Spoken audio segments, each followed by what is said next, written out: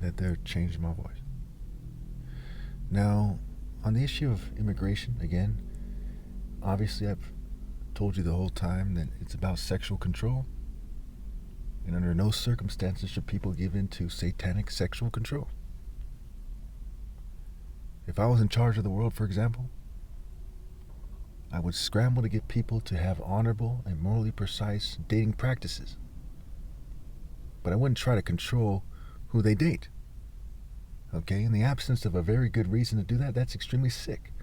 And the government does not have a very good reason to do that. A very good reason to do that would be if, for example, I was in charge and everyone kept dating the wrong people. They started dating little kids and they started acting like complete monsters, for example.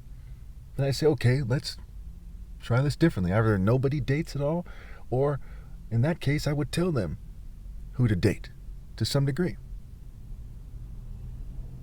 But that's like, that wouldn't happen. I mean, people would understand that that would be the consequences of not doing the right thing. And, I'm not a racial supremacist, okay? I care about character. I care about people doing the right thing. That's part of why I say this publicly. Even though people might misconstrue my words, take me out of context, what have you. I can't stress enough that it is not victory when you deport these people and act like it's smart. When you have these policies, right, where this guy, Holman, he just said that, not too long ago in the news, he said that if there was a person who is a felon or something, or, has a criminal record, who has raped a child or something, who was among a bunch of other immigrants, that he's going to deport them as well. Now, some of you might think, hey, that's good immigration policy, right? They're going to deport them all. May as well deport them under those circumstances. But the idea is for people who are around immigrants to spread falsehoods about certain immigrants who don't conform. That's one of the main applications of that. To make the claim that some immigrant is a felon and that they're going to all be kicked out or deported or thrown out into the streets unless they get rid of them, unless they work together to get rid of them. So it creates a kind of group sexual control process, which is an abomination. Now, keep in mind, my relationship with white people and Jews and LGBT people historically was rather admirable. Okay, for the most part, we got along. Granted, America's a racist society, other than that, other than the people who, out to get you. One of my good friends growing up was white. And another one, right, one named Daniel, one named David. I have a cousin who's Jewish. My mom's sister converted to Judaism. So how could I be an anti-Semite? Okay? I care about my family as much as a righteous man would, and no race or religious decision would possibly interfere with the process of me caring about my family as much as the righteous man should. What I say is what's right and what's best for everybody. And as I try to open up a dialogue with the governing class, they refuse me. Okay? They refuse to have a dialogue with me. Now, even if you don't believe what is obviously true, the fact that I'm the son of God, even if you don't believe that, you must at least believe that I'm the top martial artist and that I've made a great effort to be as moral as I possibly can.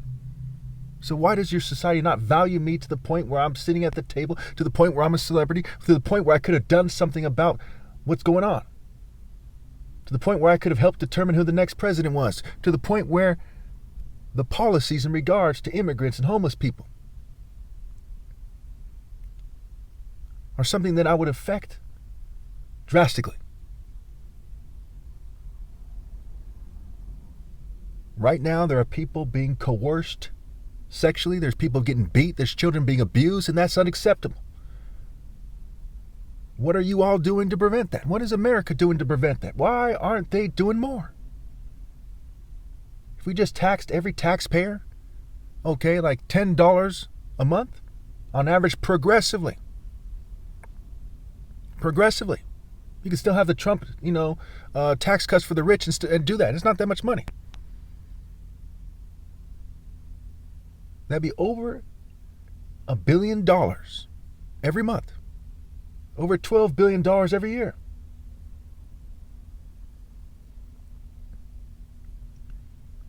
You made it 20. It's over $24 billion every year. If you focused that money just on building housing for the homeless, you could end homelessness. It's not that much money. You know, progressively, say you don't make that much money, you pay like $1 a month. Someone else pays $50, $60, you know, because they're super rich or something, or they're moderately rich.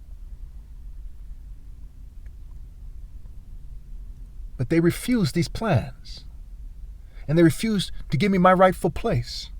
My people of all races were defiled, their children's betrayed and defiled and abused. How can anyone tell me not to be angry? When just today they caused me cognitive damage in anticipation of this video because they knew that I would see through what they're doing and be mad that they're sexually abusing immigrants. And I'd highlight that again and again. They said, mess up his brain. Is this the America you want? Is this the love for humanity that America has? Where's your humanity? Where's your compassion? To the Jewish people, were you not wanderers at one point? Did people not help you out even in World War II? Did people not lay down their lives to free you from the concentration camps?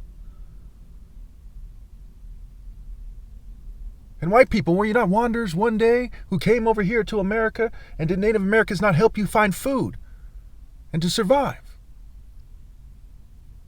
Why then have you hardened your hearts to justice?